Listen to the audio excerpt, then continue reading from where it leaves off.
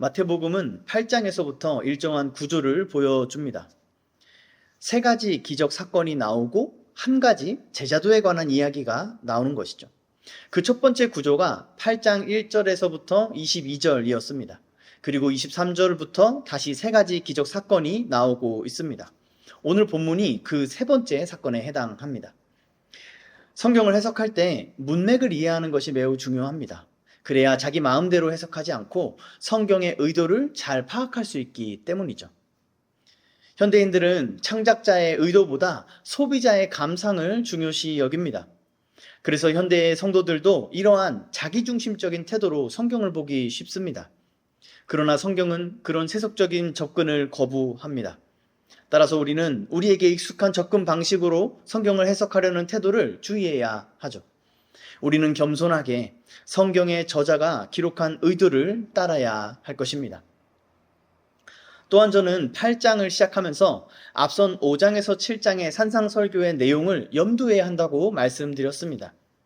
마태복음이 산상설교에 이어서 예수님의 사역 이야기들을 기록한 의도가 있기 때문이죠. 그것은 예수님께서 가르치신 하늘들의 왕국이 어떻게 예수님의 사역을 통해서 이 땅에 이루어지는지를 보여주는 것입니다. 산상설교의 핵심 내용을 간략하게 한번 상기해 봅시다. 산상설교는 하늘들의 왕국과 그 왕국에 속한 백성들에 관한 가르침이었습니다. 그 왕국은 의의 왕국이요, 그 왕국에 속한 백성들은 서기관들과 바리새인들보다 더 나은 의를 지녀야 했습니다. 이 더 나은 의는 하나님을 아버지로 믿는 믿음으로 연결됩니다. 그리고 그 믿음은 예수님의 사역 이야기를 통해서 본격적으로 예수님의 권위와 연결되고 있죠. 그런데 9장에 이르러서 여기서 한 가지 키워드가 더 추가됩니다. 그것은 바로 죄사함입니다. 사실 이 키워드는 이미 산상설교에서도 언급된 내용입니다. 심지어 이 죄사함, 죄용서란 주제는 마태복음 전체에서 증언하는 예수님의 사역의 주된 요소이기도 하죠. 마태복음 1장 21절을 기억하시나요? 제가 읽어드리겠습니다. 아들을 낳으리니 이름을 예수라 하라. 이는 그가 자기 백성을 그들의 죄에서 구원할 자이심이라 하니라. 또한 예수님은 자신의 사역을 마무리하실 때 제자들에게 잔을 주시면서 이렇게 말씀하십니다.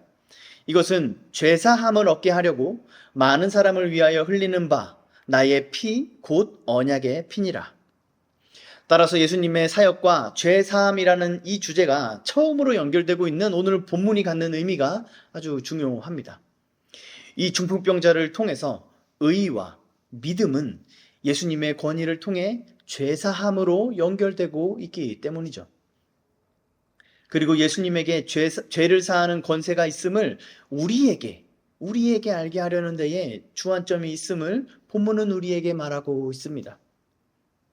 우리는 이러한 오늘의 본문을 천국의 관점에서 그리고 제자도의 관점에서 살펴보기를 원합니다. 1절은 예수께서 배에 오르사 건너가 본 동네에 이르시니 라고 말합니다. 여기서 본 동네는 출발지였던 가버나움을 가리킵니다. 예수님은 귀신 들렸던 두 사람을 구원하신 뒤에 다시 가버나움으로 돌아오셔서 이전에 하셨던 사역을 다시 시작하시죠. 같은 사건을 기록하고 있는 마가와 누가복음은 예수님께서 가버나움에 돌아오셔서 다시 말씀을 가르치셨고 병 고치는 사역을 재개하셨음을 기록하고 있습니다. 하지만 마태는 이러한 배경을 과감히 생략합니다. 계속해서 살펴보는 것처럼 마태는 사람들의 행동에 관심을 두기를 원치 않기 때문입니다. 마태는 오로지 예수님에게만 시선을 고정합니다. 그래서 지붕을 뜯고 중풍병자를 내려보내는 그 드라마틱한 장면을 사람들이 데리고 오거늘 이란 말로 축약해 버리고 있죠. 우리는 이 마태복음의 기록에 대해서 한번 생각해 볼 필요가 있습니다. 본문의 사건은 예수님의 사역 중에서도 유명한 사건에 속합니다. 중풍병자를 데려온 사람들이 지붕을 뜯고 예수님 앞에 침상을 달아내리는 장면이 인상적이기 때문이죠. 그래서 사람들은 이 행동에 대해서 의미 부여하기를 좋아합니다. 예컨대 중풍병자를 예수님에게 데리고 간 이 네 사람을 그 환자의 친구로 가정해서 그들의 우정을 칭찬합니다. 혹은 이 모습을 통해서 교회론적인 교훈을 이야기하기도 합니다. 성도가 서로에게 이런 동역자가 되어줘야 한다고 말이죠. 그러나 마태, 마가, 누가복음 어디에서도 그런 내용에 주목하고 있지 않습니다. 세 복음서 모두 이 사건에서 예수님의 권위에 주안점을 두고 있습니다. 그런 점에서 마태의 기록이 이 주제를 가장 잘 드러냈다고 할 수 있는 것이죠. 2절에서 예수님께서 그들의 믿음을 보셨다라고 말하고 있습니다. 예수님은 그 중풍병자를 예수님에게 데리고 온 그 행동을 보신 것입니다. 지붕을 뚫고 침상을 달아내리는 극단적인 행동이 중요했던 게 아니란 말이죠. 예수님께서 중풍병을 고쳐주실 것이란 믿음으로 그를 예수님에게 데리고 온 것, 그 자체가 중요했던 것입니다. 그들의 믿음을 보신 예수님은 중풍병자에게 말씀하십니다. 작은 자야 안심하라. 내 죄사함을 받았느니라. 여기서 어떤 분은 이런 의문이 생길 수 있습니다. 중풍병자를 데리고 온 사람들의 믿음이 중풍병자의 문제를 해결한 것인가? 그의 죄 문제를 해결한 것인가? 라고 말이죠. 하지만 이렇게 생각하기 시작하면 문제가 복잡해집니다. 왜냐하면 성경의 다른 본문들과 심각한 모순을 일으키기 때문이죠. 당연히 본문은 그런 걸 말하고 있지 않습니다. 가장 상식적이고 논리적인 답변은 예수님께서 보신 그들의 믿음에는 이 중풍병자의 믿음도 포함되어 있다고 보는 것입니다. 한번 이 상황을 좀 생각해 봅시다.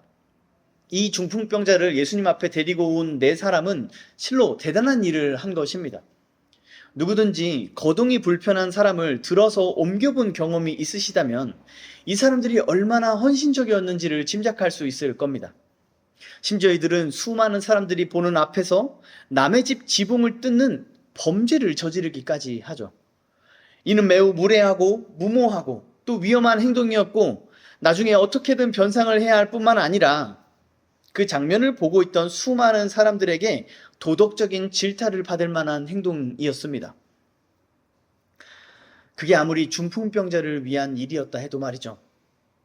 게다가 거기 있던 무리들 중 대부분은 환자이거나 환자의 가족들이었을 것입니다.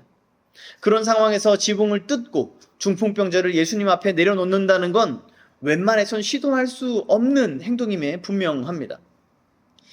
이렇게까지 하는 사람들이었다면 중풍병자와의 관계가 돈독했을 것이라고 생각하는 건 그리 어렵지 않습니다. 그렇다면 당연히 그러한 무모한 행동을 하는 데에 이 중풍병자의 의견을 존중했을 것입니다. 그렇게 생각하는 게 상식적이지 않을까요? 그러니까 이 중풍병자는 비록 자기 몸을 스스로 움직이지는 못하지만 자신을 예수님 앞에 데려다 놓은 이 네 사람들과 같은 마음, 같은 믿음이었다는 것입니다. 그래서 예수님은 그들의 믿음을 보시고 이 중풍병자에게 직접 말씀하십니다. 이제 예수님이 하신 이 말씀에 대해 한번 생각해 봅시다.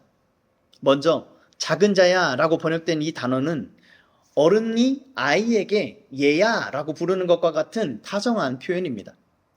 중풍병자가 실제로 어렸을 수도 있지만 이 표현은 성인에게도 사용되는 친근함의 표현이기도 했습니다. 예수님은 이 중풍병자를 이러한 친근함의 언어로 불러주십니다. 그리고 가장 먼저 안심하라 라고 말씀해 주시죠. 이 표현은 신약 성경에서 오직 예수님의 입을 통해서만 명령형으로 쓰이고 있습니다. 이 표현은 두려워하지 말아라, 용기를 내라 와 같은 의미를 가지고 있죠. 예수님은 자기 제자들을 격려하실 때 이 표현을 자주 사용하십니다. 그런 표현을 중풍병자에게 하신다는 점에서 이 사람이 가지고 있는 믿음이 어떤 종류의 믿음이었는지를 확인할 수 있습니다. 이 중풍병자와 이 사람을 이송한 사람들의 믿음은 구원 얻는 믿음이었다는 것을 말이죠. 같은 표현이 그 밑에 9장 22절에서도 사용됩니다. 거기서 예수님은 안심하라 내 믿음이 너를 구원하였다 라고 말씀하십니다. 그리고 본문에서는 내 죄사함을 받았다 라고 말씀하고 계시죠. 예수님께서 이 사람의 육체적인 필요를 무시하고 용서를 먼저 베푸신 점은 아주 인상적입니다. 이것은 이 중풍병이 이 사람의 죄로 인한 것이라고 말하는 것은 아닙니다. 물론 그럴 수도 있지만 본문은 그런 암시조차 주고 있지 않을 뿐더러 성경이 질병을 귀신이나 죄와 연관시킬 땐 그것을 밝히고 있기 때문이죠. 예수님은 이 사람에게 본질적으로 필요한 것이 죄 용서라는 점을 아신 것입니다. 여기서도 예수님의 신성이 드러납니다. 예수님께서 중풍병자의 죄 문제를 먼저 해결하신 이유는 그가 이 문제로 두려워하고 있었기 때문입니다. 예수님께서 이 사람에게 하신 첫 마디가 두려워하지 말라였고 곧이어 죄 용서를 선포하신 것을 통해서 알 수 있죠. 여기서 우리는 두 가지 경우를 생각해 볼 수 있습니다. 당시 유대인들은 죄와 질병은 상관관계가 있다고 여겼습니다. 따라서 이 중풍병자도 자신의 병을 자신의 죄로 인한 것으로 생각했을 가능성이 큽니다. 실제로 유대 문헌들에서는 신체가 마비되는 증상을 죄의 결과로 묘사하기도 했습니다. 또 다른 경우는 이 사람이 구원 얻는 믿음을 갖고 있다는 점에서 추론해 볼 수 있습니다. 우리가 지금까지 살펴본 바로는 이런 믿음을 가진 사람은 심령이 가난한 자에 해당합니다. 그는 자기의 죄와 연약함으로 인해 애통하며 의에 줄이고 목말라 합니다. 그런 믿음을 가진 사람이라면 예수님 앞에 나올 때 자기 죄로 인한 두려움을 느낄 수밖에 없는 것이죠. 예수님께 칭찬받은 믿음을 가진 백부장이 예수님 앞에서 보였던 태도 또한 같은 맥락이라고 볼 수 있습니다. 저는 이 두 번째 경우가 마태복음의 문맥상 더 자연스럽지 않을까 생각합니다. 어쨌든 이 중풍병자의 필요를 아신 예수님께서 그의 죄사함을 선포하신 것은 예수님의 신성을 드러내줍니다. 예수님의 이 선포를 헬라어 문법적으로 살펴보면 예수님께서 죄사함을 선포하신 그 즉시 죄사함이 완결되었음을 알 수 있습니다. 그래서 이 말을 들은 서기관들이 3절과 같이 반응했던 것이죠. 어떤 서기관들이 속으로 이르되 이 사람이 신성을 모독하도다. 여기서 이 사람이 라는 표현에는 경멸의 어조가 담겨 있습니다. 누가복음은 이 신성 모독하는 자가 누구냐라고 기록하고 있습니다. 속된 표현으로 하자면 이놈은 뭐야? 같은 날선 반응을 보인 것이죠. 구약의 배경에서 죄 용서는 하나님만 하실 수 있는 고유한 권한입니다. 심지어 메시아도 죄 용서의 권위를 가지고 있지 않습니다. 이처럼 유대인들에게 죄 용서는 하나님만의 절대적인 권한으로 여겨졌습니다. 그렇기 때문에 예수님의 선포가 신성 모독으로 여겨졌던 것이죠. 그러나 그들이 깨닫지 못한 중요한 사실이 하나 있습니다. 그것은 이 사람이 바로 그 하나님이라는 사실입니다. 예수께서 그 생각을 아시고 이르시되 너희가 어찌하여 마음에 악한 생각을 하느냐. 이 또한 구약의 배경에서 볼 때 사람의 마음과 생각을 감찰하시는 분은 오직 여호와 하나님 한 분뿐이십니다. 여기서도 예수님의 신성이 드러나고 있죠. 예수님은 중풍병자의 마음뿐만 아니라 서기관들의 마음까지 아십니다. 그리고 서기관들의 마음에 있는 그 생각이 악함을 드러내시죠. 그런데 여기서 사용된 생각이라는 이 헬라어 단어는 조금 독특합니다. 이 단어는 일반적으로 생각을 의미한다기보다 심사숙고하다, 깊이 생각하다라는 의미에 더 가깝기 때문입니다. 이 서기관들은 단지 예수님의 발언에 불쾌감을 품는 정도가 아니었습니다. 그들은 자신이 알고 있는 성경 지식을 총동원해서 예수님의 발언을 진지하게 문제 삼고 있던 것입니다. 예수님은 그런 서기관들의 생각이 악하다고 말씀하십니다. 왜냐하면 그 생각이 예수님의 사역을 통해 나타난 하나님의 뜻을 반대하는 것이기 때문입니다. 심지어 그들은 구약의 말씀을 가지고 말씀이신 예수님을 정죄하고 있는 것이죠. 이 대목에서 우리는 한 단계 더 깊은 차원을 생각해 볼 수 있습니다. 그것은 지난주에 살펴본 이 앞에 본문에서도 그랬던 것처럼 이 본문이 독자들에게 질문을 던진다는 점입니다. 이를테면 이런 질문이죠. 과연 누가 진짜 중풍병자인가? 누가 마비가 되어 예수님을 알지도 못하고 예수님께 나오지도 못하고 있는가? 라고 말이죠. 그리고 우리는 몸이 굳은 채 침상에 누워있는 저 사람이 아니라 목이 곧은 채로 예수님을 정죄하는 저 서기관들이 진짜 중풍병자라는 사실을 깨닫게 됩니다. 예수님은 그런 서기관들에게 그들이 익숙하게 여기는 방식으로 말씀하십니다. 어느 것이 쉽겠느냐라는 이 수사법은 이 당시 유대 랍비들이 논쟁의 방식으로 사용하던 것이었습니다. 예수님은 이 수사법을 사용하신 후에 더 어려운 일을 행하심으로써 그보다 더 쉬운 일도 행할 권세가 자신에게 있음을 입증하십니다.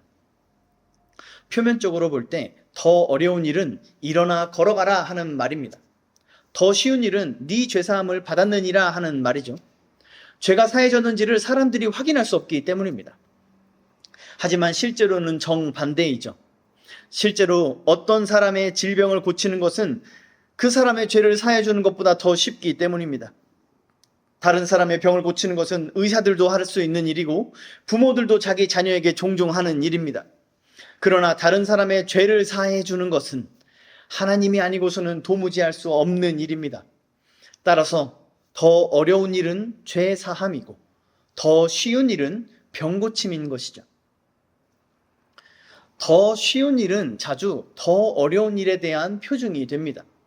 본문에서도 중풍병자의 병을 고치심이 예수님께 죄를 사하는 권능이 있는 줄 알게 하는 표징이 되고 있습니다.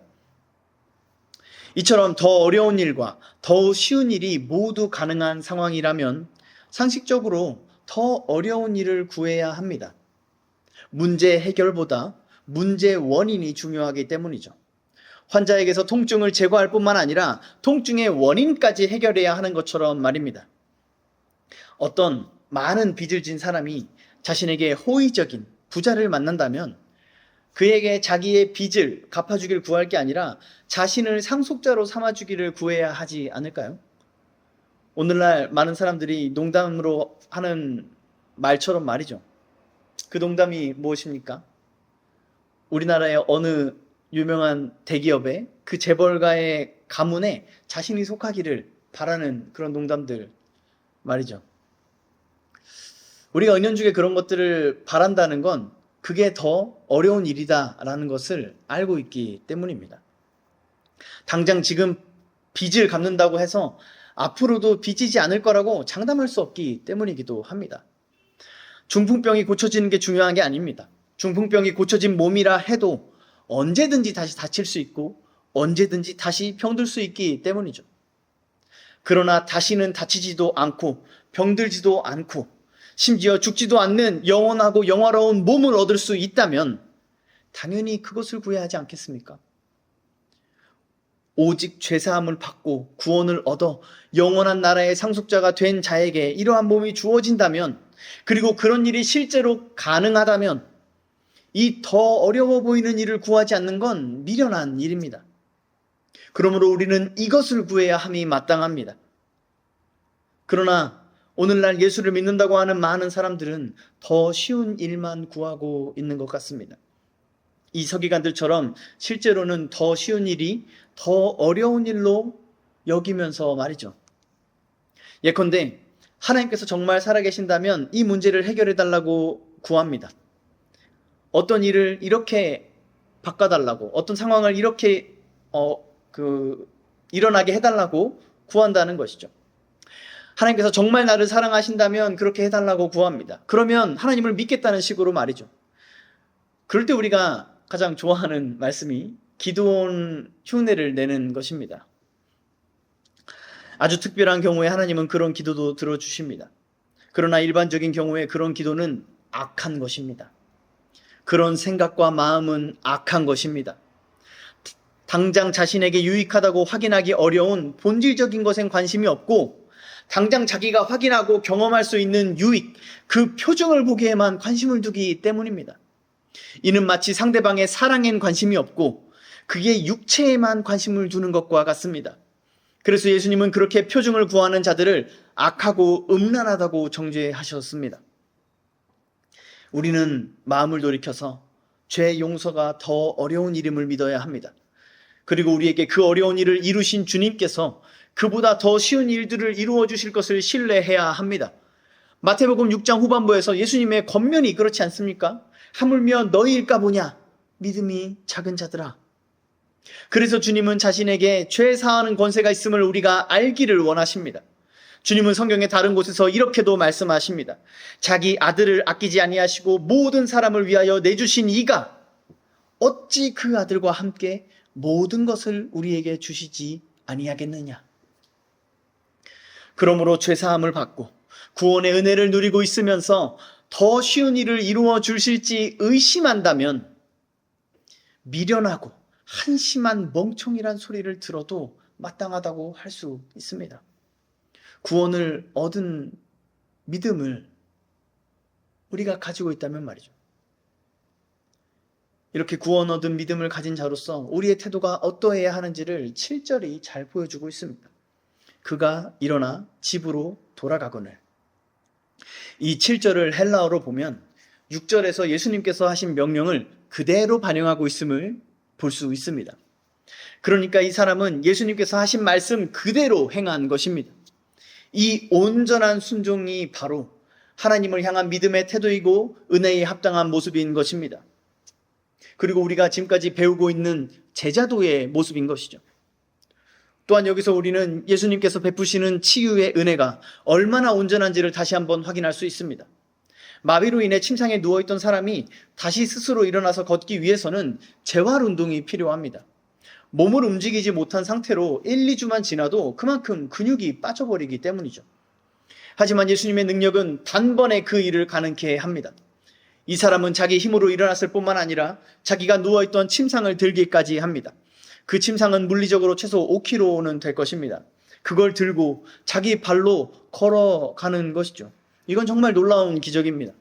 예수님은 베드로의 장모를 치유하실 때처럼 병을 고치실 뿐만 아니라 병으로 인해 쇠약해진 육체를 온전하게까지 하신 것입니다. 우리 주님은 이런 분이십니다. 주님은 우리의 문제를 해결해 주실 뿐만 아니라 그 문제로 인해 상실한 모든 것을 온전하게 회복시키시는 분이십니다. 중풍병을 낫게 하는 어려운 일을 하신 주님은 그 육체에 힘을 불어넣는 그보다 더 쉬운 일도 능히 하시는 분이시란 겁니다. 우리는 이처럼 주님의 일하심에는 실수가 없고 주님의 은혜는 완전함 그 자체라는 사실을 알아야 하는 것이죠. 마태는 오늘 본문을 통해서도 예수님의 신성을 여실히 드러내고 있습니다. 그 신성이 우리의 마음과 생각을 감찰하시고 우리의 믿음을 보시고 우리의 죄를 용서하신다는 것을 보여줍니다. 그리고 그러한 신성이 인자에게 있음을 가르쳐 줍니다.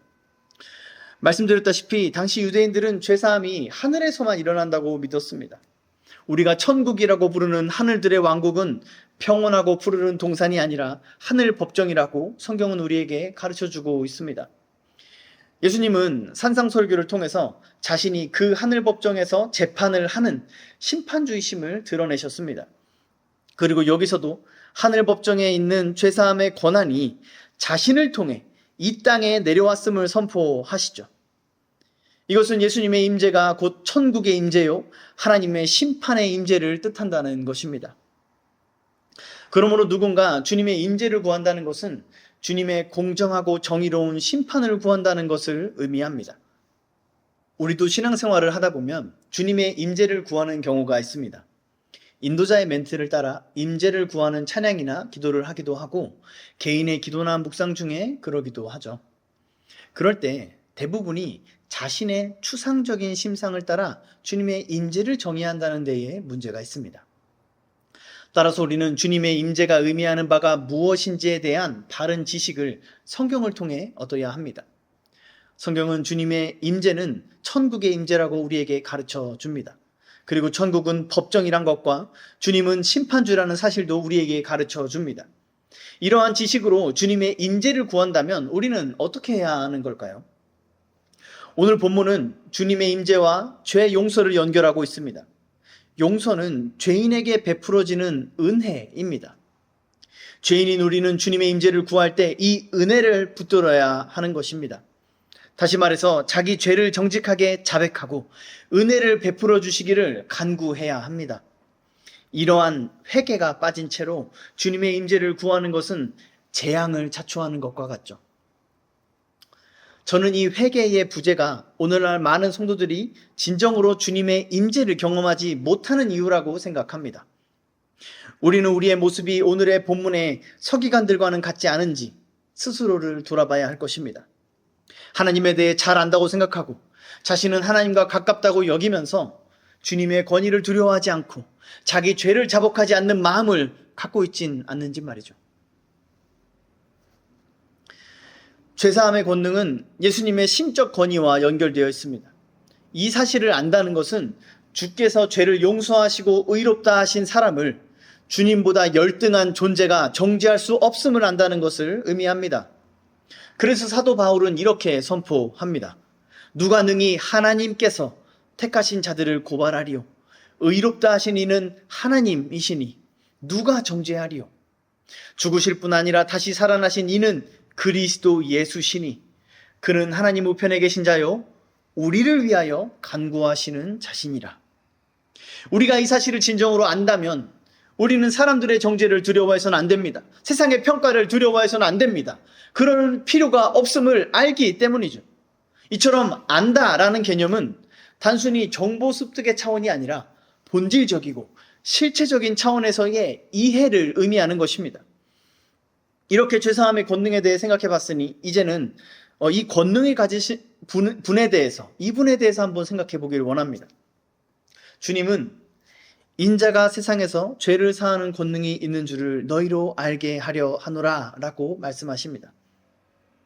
인자가 세상에서 죄를 사하는 권능이 있는 줄을 너희로 알게 하려 하노라.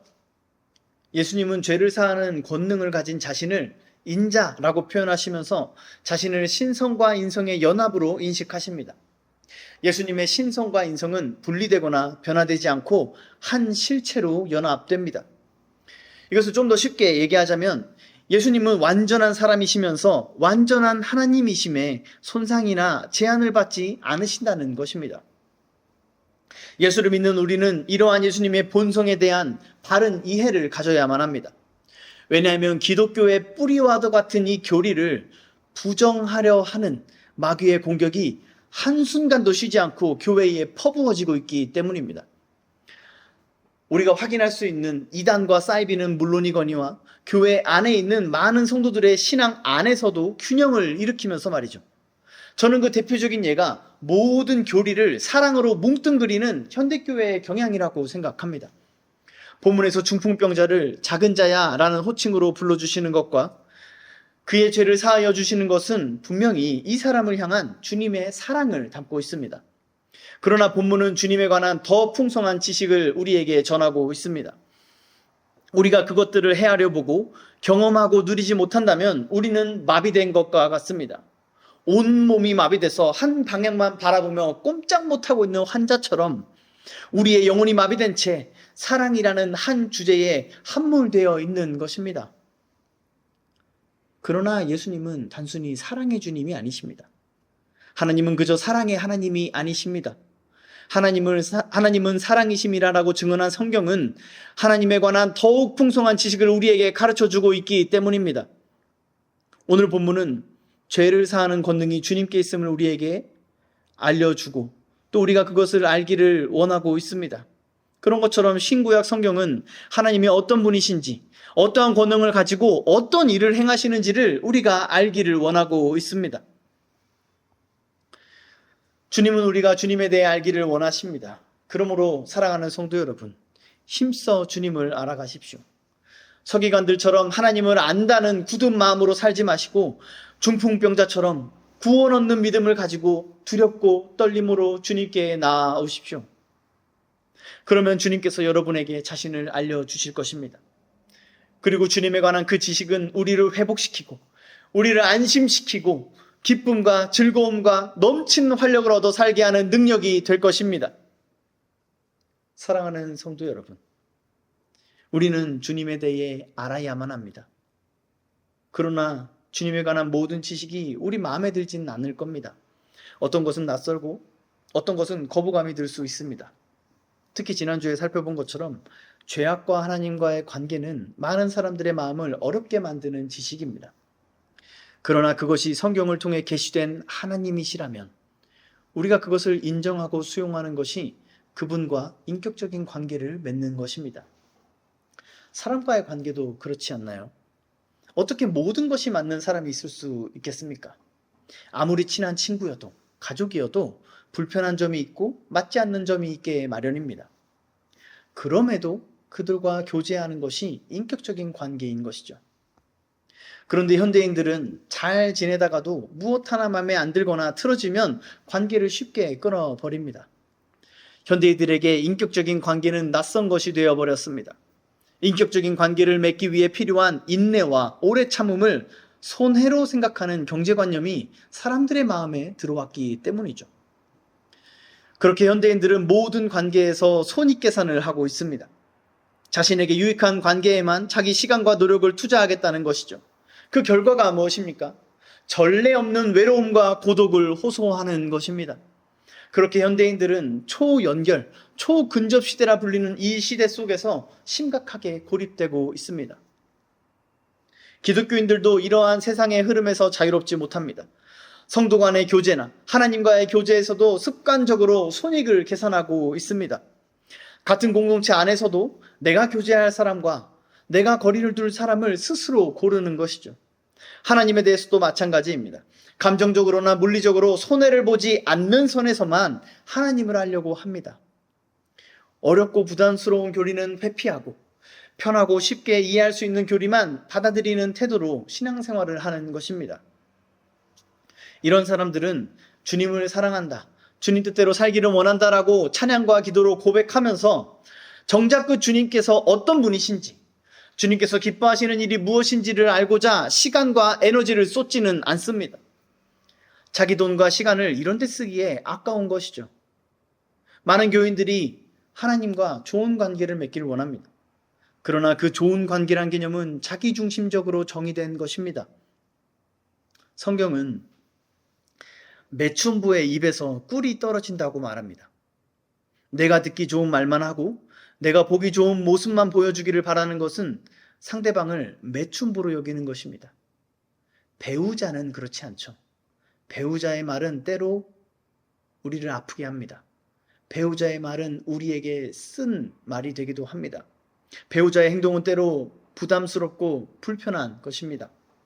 사랑하는 성도 여러분, 여러분은 하나님을 어떤 분으로 여기고 계십니까? 하나님의 모든 것이 나에게 꿀 같기를 바라는 것은 하나님을 매춘부로 여기는 것임을 명심하십시오. 그것은 인격적인 관계가 아닙니다. 그것은 참된 신앙, 바른 신앙이라 할 수 없습니다. 하나님은 우리의 배우자가 되기를 원하십니다. 그래서 쓴소리도 하시고 아픈 말도 하시는 것입니다. 우리에게 부담을 지우시기도 하고 우리가 불편할 걸 알면서도 우리에게 어떤 일을 행하기도 하시는 것입니다. 매춘부는 짧은 시간 동안 자기 욕구를 충족하고 떠나는 관계이지만 배우자는 그럴 수 없습니다. 배우자는 미우나 고우나 지속적으로 서로를 공유해야 하는 관계입니다. 하나님을 매춘부로 여기는 신앙은 주일에 드리는 1시간 정도의 예배에 만족하는 것입니다. 그리고 자신이 필요하다고 느낄 때에만 말씀과 기도를 찾는 것이죠. 이러한 신앙생활은 몇 년을 지속해도 아무런 유익이 없습니다. 반면에 하나님과 배우자로 교제하는 신앙은 어떨까요? 서로 죽고 못 살 정도로 사랑하던 사람들도 결혼해서 한 몸을 이루게 되면 연애할 때는 숨겼던 모습들까지도 공유하게 됩니다. 자신의 싫은 모습이 노출되는 부끄러움뿐만 아니라 상대방의 싫은 모습을 반강제로 직면해야 하는 불편함을 겪어야 하는 것이죠. 우리는 하나님께서 우리와 맺기를 원하시는 관계가 바로 이런 관계라는 점을 알아야 합니다. 서기관들과 바리새인들은 자신이 생각하는 하나님이 있었습니다. 하나님은 이런 분이셔, 하나님은 이렇게 일하셔 라는 자기 확신을 진리로 여긴 것입니다. 자기 마음에 드는 부분만 하나님이라고 인정한 것이죠. 우리도 신앙생활을 하면서 이런 오류에 빠질 수 있음을 항상 경계해야 합니다. 그래서 날마다 겸손히 말씀을 통해 하나님을 배우기에 힘써야 하는 것이죠. 모든 인격적인 관계는 이처럼 매 순간 서로를 배워가는 것입니다. 수십 년을 함께한 가족이라 해도 서로를 다 알지 못합니다. 아주 오래된 중마고우라 할지라도 날마다 이 친구에 대해서, 상대방에 대해서 새롭게 발견하고 새롭게 깨닫게 되고 그래서 새롭게 배워야 되는 부분이 있게 마련입니다. 매번 서로의 낯선 모습을 발견하고 그런 낯선 모습에 대해서 이상히 여기지 않고 그것이 상대방임을 인정하고 그러한 상대방을 배우려고 노력하는 것. 그런 노력을 계속하고 상대방을 알기에 힘쓰기를 끈기 있게 하는 것이 그 사람과 인격적인 관계를 유지하는 유일한 방법이죠. 그리고 그것이 상대방을 사랑하는 것입니다. 이러한 사랑을 가능하게 하는 것은 서로를 향한 신뢰입니다. 주님은 우리의 모든 것을 아십니다. 우리는 주님 앞에서 아무것도 숨길 수 없습니다.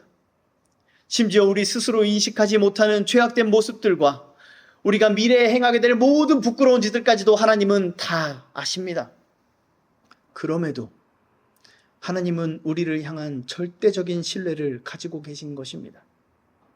실수가 없으신 하나님께서 저와 여러분을 구원하셨다는 사실이 바로 그 증거입니다.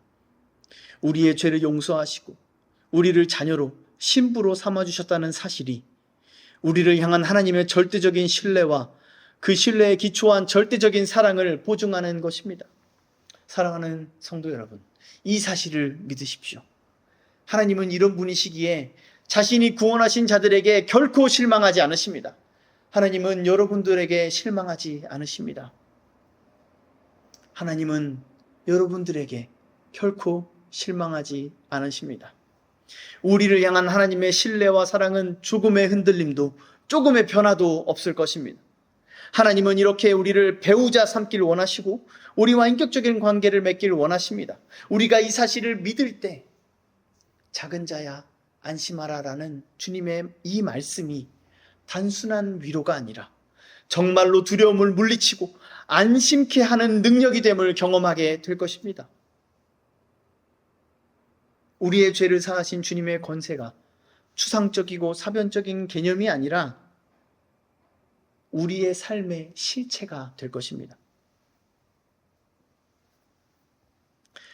이러한 사랑을 받고 있는 우리의 합당한 반응은 무엇이겠습니까? 우리 또한 하나님을 전적으로 신뢰하는 것입니다. 우리가 이렇게 하나님을 신뢰하기 위해선 우리는 하나님을 알기에 힘써야 합니다. 인격적인 관계의 친밀함은 신뢰에서 비롯되고 신뢰는 상대방을 아는 지식을 양분으로 자라나기 때문이죠. 그러므로 말씀을 연구하는 것, 올바른 교리를 배우는 것은 결코 사변적이거나 학술적인 것이 아닙니다. 누구든지 하나님과 인격적인 관계를 사모한다면 반드시 기쁨으로 갈망하게 되는 것입니다. 사랑하는 성도 여러분, 하나님을 사랑하는 일에 힘을 쏟으십시오. 여러분의 시간과 돈과 에너지를 아끼지 마십시오. 문화생활과 오락에 사용하는 여러분의 재화를 높고 영원한 가치를 위해 투자하는 것이 지혜임을 여러분이 깨달으시기를 간절히 축원합니다. 여기서 우리가 또 한 가지 기억해야 할 것은 인격적인 관계를 결속하는 신뢰는 증거를 요구하지 않는다는 것입니다. 누구나 관계 속에서 경험하듯이 증거를 요구하는 관계는 이미 그 신뢰가 깨지고 균열과 분쟁이 생긴 관계입니다. 그런 관계가 다시 신뢰를 회복하는 것은 상당히 어려운 일이죠. 이는 신앙의 영역에서도 마찬가지입니다. 그러므로 표징에 집착하는 신앙은 악하고 음란한 것입니다. 표징에 집착하는 신앙은 자기 삶에서 경험되는 좋은 것들을 증거로 삼는 신앙을 의미합니다. 우리는 표징이 아니라 본질에 집중해야 합니다. 나에게 좋은 일이 일어나는 것이 아니라 하나님의 말씀에 우리의 생각과 마음을 기울여야 하는 것입니다. 말씀을 맺으면서 8절을 보겠습니다. 무리가 보고 두려워하며 이런 권능을 사람에게 주신 하나님께 영광을 돌리니라. 예수님께서 중풍병자의 죄를 용서하셨을 뿐만 아니라 그러한 권세가 자신에게 있는 줄을 알게 하시기 위해서 중풍병을 고치신 사건을 본 이 많은 무리들의 반응이 이렇습니다. 그러나 이들은 자신들의 관습을 따라서 하나님께 영광을 돌린 것임을 알아야 합니다. 이들은 예수님이 죄사함의 권세를 가지신 하나님이심을 여전히 인정하지 않았고 믿지 않았던 것입니다. 그 근거는 크게 두 가지가 있습니다. 하나는 개역개정에서 사람에게로 번역된 것이 원문에서는 사람들에게라고 복수로 기록되어 있다는 것입니다. 무리들은 이 예수님을 사람들 중에 한 명 혹은 선지자들 중에 하나 정도로 여긴 것이죠. 둘째로 마가와 누가의 더 상세한 서술은 이 무리가 단순히 놀라운 일, 신기한 일로 이 사건을 인식했음을 보여주고 있습니다. 이들은 여전히 가시적인 표징, 눈으로 확인하는 확인할 수 있는 것, 그것에만 관심을 두고 있는 것이죠. 우리도 이 무리와 같을 수 있습니다. 하나님과 인격적인 관계를 맺고 있지 않으면 하나님을 신뢰할 만큼 하나님에 대해서 알지도 못합니다. 게다가 하나님을 알기에 힘쓰지도 않고 있으면 우리도 이 무리와 같을 수 있는 것이죠. 무리들도 예수님을 찾아옵니다. 무리들도 예수님의 말씀을 듣습니다. 또 무리들도 예수님이 하시는 일들을 봅니다. 그러나 그저 신기한 일, 놀라운 일로 여길 뿐이죠. 그 일에 대해서 하나님께 영광을 돌리고 감사할 수도 있습니다. 그러나 그것이 참된 신앙 고백은 아닙니다. 그런 건 세상의 다른 놀라운 일들 앞에서도 충분히 보일 수 있는 감탄의 표현일 뿐이죠. 그런 것을 신앙인 줄 아는 것은 참으로 불행한 일입니다. 그런 태도에 머무는 자는 그저 무리일 뿐 결코 제자가 될 수는 없기 때문입니다. 사랑하는 성도 여러분, 제자가 되십시오. 하나님을 알기에 힘쓰고 예수를 따르기 위해 모든 것을 버리기까지 헌신하십시오. 이는 하나님께서 죄 용서의 은혜와 주님을 믿는 믿음을 선물로 받은 자만이 그 삶에서 맺을 수 있는 최상품 열매입니다. 이러한 열매가 날마다 하나님을 알기에 힘쓰는 여러분의 삶에서 풍성히 결실하기를 간절히 축원합니다.